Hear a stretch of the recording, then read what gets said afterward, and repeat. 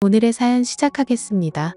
인간관계에 있어서 신뢰가 가장 중요하다는 말 아마도 다들 들어보셨을 겁니다. 누구보다 더 제 아내를 믿고 있었고 또한 제 절친까지 믿고 있었기에 이런 일이 생길 거라고는 생각도 못했습니다.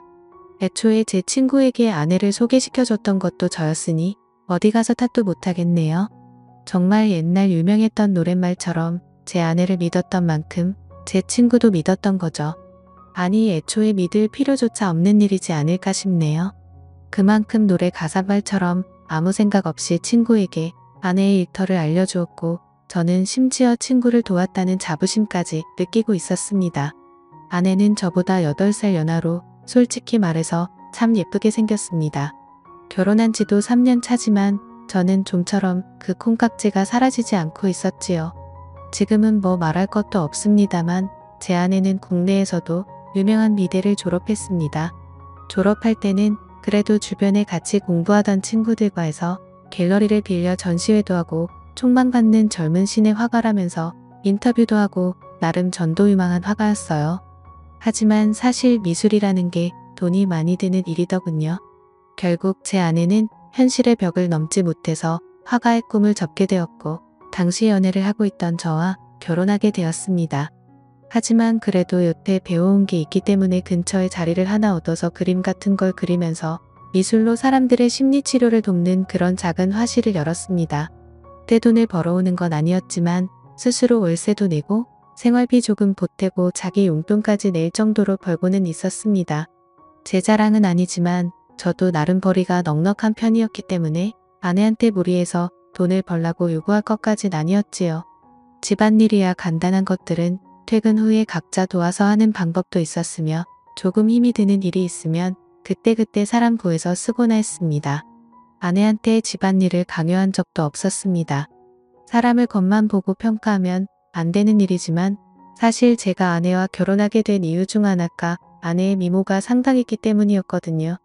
그래서 저는 아내가 스트레스 받지 않고 하고 싶은 일 하면서 그 미모만 계속 갖고 나가기만 해도 좋다고 생각했습니다. 이러나 저러나 젊고 예쁜 와이프는 의뢰 저한테는 트로피 같은 역할도 해주거든요. 돈도 잘 벌고 와이프도 젊고 예쁜데 부럽다는 유치하지만 그런 식으로 사람들이 저를 부러워하는 게 좋았습니다. 제 친구 녀석 이야기를 안 할 수가 없네요. 저랑은 정반대의 성향을 가진 친구였습니다. 어려서부터 친하게 지냈는데 집이 가깝고 부모님끼리 서로 친했던 게 그 친구와 더 빠르게 친해진 이유이기도 하겠네요.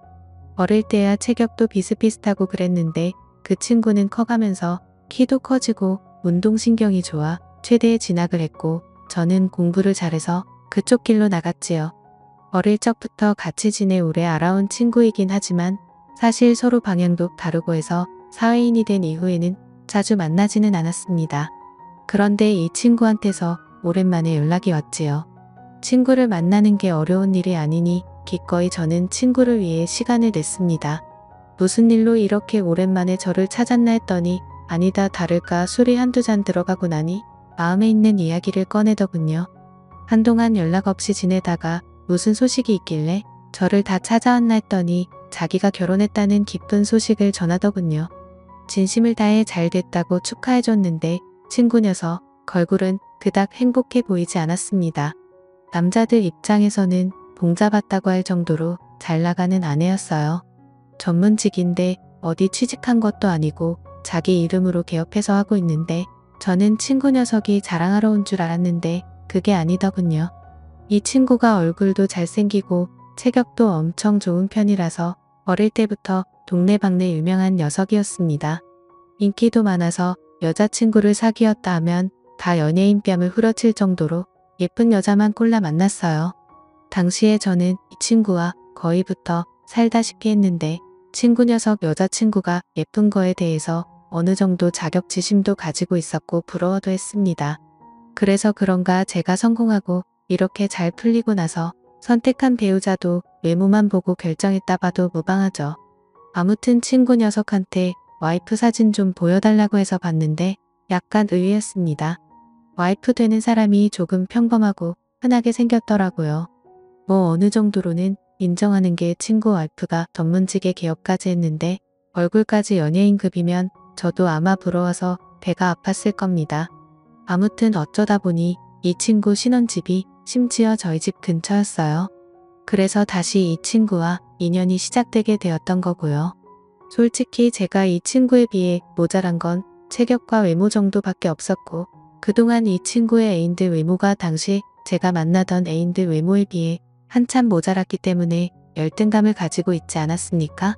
그런데 막상 이 친구도 결혼을 하게 되었고, 아무리 와이프가 돈을 잘 번다지만 저도 나쁘지 않게 벌고 있는 상황에서 밖에 부부 동반으로 만나면 제 아내가 훨씬 더 어리고 예쁘니 자신감이 솟더라고요. 그래서 일부러 친구네와 부부 동반으로 만남을 가질 적에는 사람들이 많은 곳을 선호했습니다. 주변에서 다들 제 와이프랑 와이프랑 비교를 하겠지 생각하면서 괜히 이 친구에게 열등감을 느꼈던 제 자신을 달래주고 싶은 보상 심리였나 싶습니다. 그걸 떠나서 저도 그동안은 인간관계가 전부 다 일에 연관된 사람들 뿐이었는데, 제 과거 열등감을 회복하는 걸 떠나서 이 친구랑 보내는 시간은 상당히 즐거웠습니다. 이미 서로를 속속들이 알고 있고 일이 끝나고 와서도 일과 관련된 이야기는 한마디도 할 필요가 없기 때문에 같이 보내는 시간이 나쁘지 않았지요. 괜히 어중이 떠중이들하고 친해지는 것보다 그래도 어려서부터 같이 오래 알고 지낸 친구가 더 좋다는 생각을 하게 되었습니다. 부부 동반으로 모임을 가지다 보니 사실 가장 중요한 건 제가 이 친구와 얼마나 잘 지내느냐 보다 와이프끼리 얼마나 잘 지내느냐가 관건이었지요. 사실 여자의 적은 여자라고 하지 않았습니까? 친구와 아내가 외모적으로 제 아내에 비해 많이 모자라는 편이라 아무래도 같이 만나거나 하는 걸 거리낌 없이 할 줄 알았는데, 워낙 능력이 좋은 여자라 속이 좁은 사람은 아니었습니다. 자주 만나면 정이 든다더니 대화를 나눌 때 아내한테는 미안한 말이지만 솔직히 말하자면 대화의 깊이가 없는 와이프보다 친구 와이프가 더 말이 잘 통하더군요. 오히려 친구와의 대화 중에는 제 아내의 젊음과 미모를 질투할 거라 생각했던 친구 와이프가 아니라 제가 아내와 대화를 나누지 못하던 것이 친구 와이프에게 질투를 하더군요. 저가 빌미를 주긴 했지만 아내는 항상 부부 동반 모임에 가기를 싫어했습니다. 꿔다 놓은 보리자루가 되는 기분이라고 하더라고요. 그런데 하루는 제 아내가 친구 녀석과 대화를 시작하더군요. 그런데 둘이 잘 통하는 게 있는지 친구 와이프와 대화를 나누는 내내 제 아내가 깔깔거리며 웃는 소리가 들려오더군요. 하지만 친구가 제 아내와 대화를 나누고 있을지언정 그때까지는 저는 아무 생각도 없었고 별 걱정도 하지 않았습니다.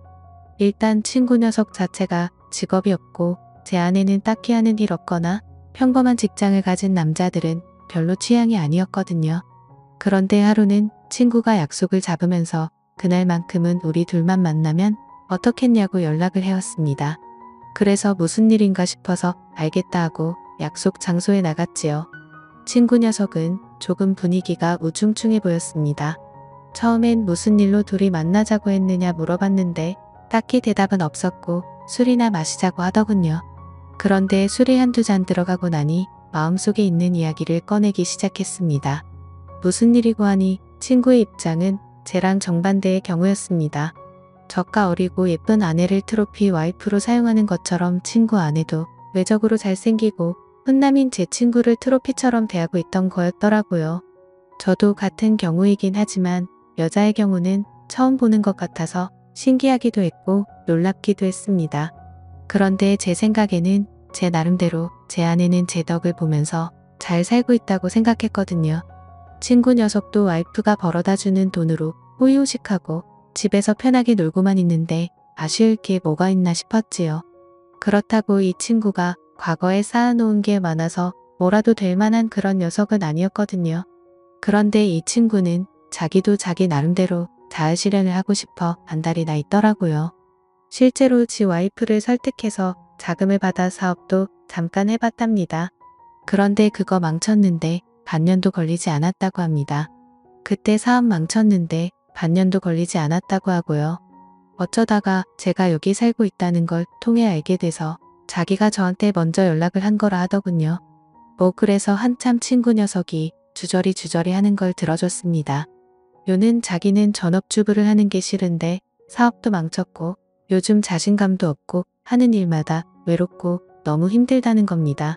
아마 처음 다시 재회해서 결혼했다는 소식을 전할 때 그때도 얼굴이 행복해 보이지 않았던 게 그것 때문이었을 거라는 생각이 들더군요. 하도 우울해하니 조금 안 돼 보이기도 했습니다. 그리고 그때 제가 실수를 하게 된 것이죠. 제 와이프가 미술로 하는 심리치료를 하고 있으니 친구한테 거기를 한번 다녀보면 어떻겠냐고 권했어요. 아내도 딱히 그 일을 하면서 떼돈을 벌고 있는 것도 아니고 한데 친구 녀석 한번 받아보게 하고 경과를 본 뒤에 그걸 계속하게 둬도 될 만한 건지 판단해 볼 생각이었습니다. 친구는 처음에는 꺼려 하더라고요. 자기가 미술이랑은 담쌓고 지내던 사람인데 그거 한다고 어디가 나아지겠냐면서 말이죠. 그렇게 한사코 거절하던 친구를 기어이 저는 아내의 곁으로 보내버린 거였습니다. 일주일이 지나고 몇 주가 지나고 한 달이 지나고 그러면서 종종 친구를 부부 동반으로 만나거나 따로 둘이 만나거나 했는데 이 친구가 목소리부터 자신감이 있는 게 몰라보게 달라지고 있던 겁니다. 가시적인 경과가 있어서 내 아내가 얼굴만 예쁜 줄 알았는데 능력도 있었구나 하면서 다시 보게 되었지요. 친구 녀석도 이제 주눅 들어 있지 않고 목소리도 크고 하니까 부부 동반으로 모이는 모임이 점점 더 즐거워졌어요. 그렇게 저는 아무것도 모른 채 시간만 흐르게 가만히 두고 있었지요. 결혼 기념일이 되어서 아내한테 깜짝 선물을 해주기 위해 준비를 했습니다.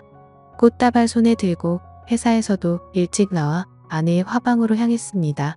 오랜만에 왜 그렇게 로맨틱해지고 싶었는지 모르겠습니다. 왜냐하면 아내 몰래 화방에 도착해서 문을 열었을 때 제 눈에 펼쳐진 건 두 마리의 짐승이 따로 없었습니다. 그 두 사람은 바로 제 아내와 제 친구의 모습이었거든요. 너무 충격을 받은 나머지 저도 모르게 살금살금 들키지 않게 뒷걸음질 쳐서 나왔습니다. 원래 그 자리에서 그 두 사람한테 호통을 치고 무릎을 꿇려도 모자랄 판인데 그럴 용기가 나질 않더군요.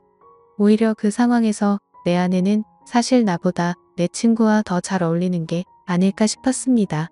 두 사람이 같이 있으니 선남선녀라서 그런가 한 폭의 그림 같다는 생각까지도 들었어요. 장소가 장소니만큼 그 두 사람은 갤러리 안에 전시되어 있는 현대 미술 같은 한 폭의 작품 같았습니다. 하지만 머리가 너무 아파왔어요. 집에 아무 일도 없었다는 듯이 퇴근 시간에 맞춰서 집에 돌아왔는데 아내는 그새 머리도 단정하게 빗겨져 있었고 그냥 천상 남편보다 일찍 일 마치고 돌아온 평범한 가정주부의 모습을 하고 있었습니다.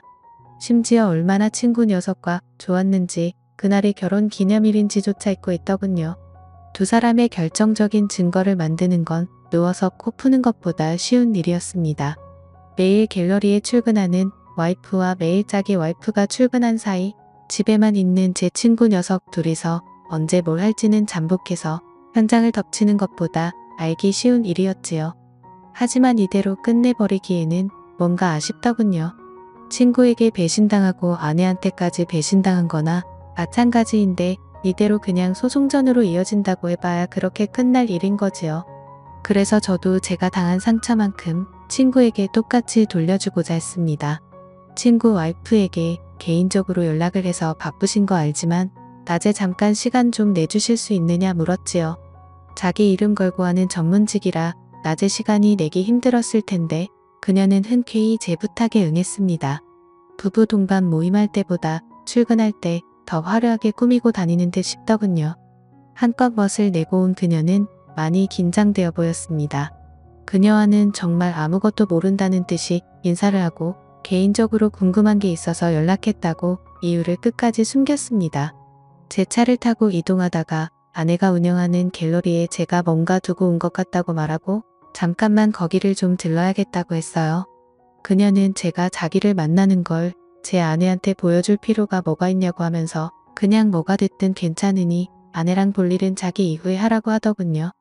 하지만 저희 본래 목적은 다른 데 있었으니 잠깐이면 된다 말하고 그녀를 그녀의 남편 그리고 제 아내가 같이 주변 시선은 알아온 보다는 제 미래를 하고 있는 현장인 아내의 갤러리로 향했습니다.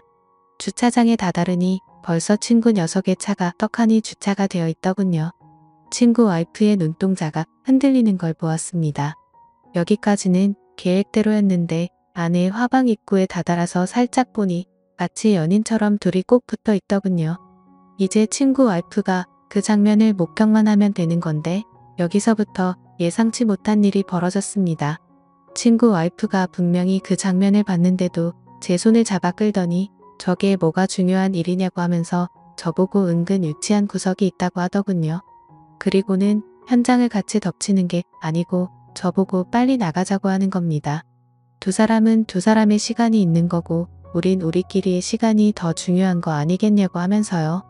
그러더니 그럴 게 아니라 자기도 사무실에 문만 잠그면 아무도 모른다고 혹시 오늘 보자고 한 이유가 고작 이거였으면 똑같이 갚아주면 되지 않겠냐고 하더군요. 더군다나 그녀의 사무실은 통유리도 없는 데다가 손님이 온 경우에는 사무실에서 응대를 하기 때문에 의심받을 일도 없다는 겁니다. 정신을 차리고 나니 이미 저는 그녀와 돌이킬 수 없는 실수를 저지르고 말았습니다. 아내와 친구에게서 느낀 배신감 때문도 있었겠지만 이 경험은 참으로도 값지고 귀한 경험이었습니다. 남들에게 저의 능력을 과시할 트로피 와이프의 존재가 아니고 진정한 사랑을 찾은 것 같았지요.